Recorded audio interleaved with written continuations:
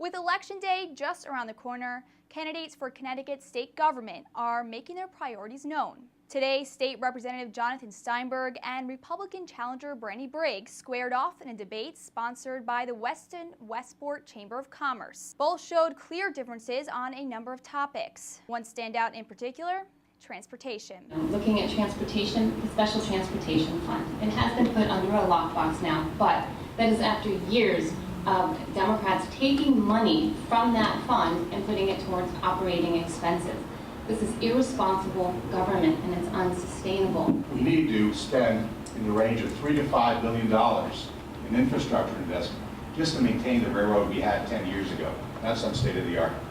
The interstate highway system that was built in the 50s and 60s has reached the end of its useful life. We've not invested in highways and bridges to that degree. The economy also a hot topic. Briggs critical of Steinberg's handling of employment, noting that only 60% of jobs lost during the recession are recovered today. Here, Steinberg responds. So it's ironic at the least to suggest that the state we're in is the responsibility of the past 4 years.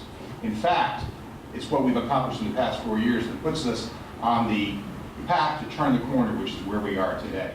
The two did find common ground on improving the state's education system. Both candidates pretty critical of some recent moves in Hartford. Now, while I agree that the Common Core in terms of having standards is good, a third grader should know this, a fourth grader and fifth grader, to have that idea. But the way that it was implemented and the fact that we had to teach down to our children, I've been talking to so many teachers.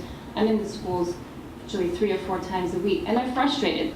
I agree with Brady that education needs to be a priority. Frankly, we started it the wrong way a couple of years ago. I cringed when the governor was talking about teachers and tenure rather than focusing on teacher empowerment and professional development. Election Day is on November 4th. If you qualify for an absentee ballot, you can go to Westport's town clerk office Monday through Friday during business hours. For It's Relevant News, I'm Diana Blass.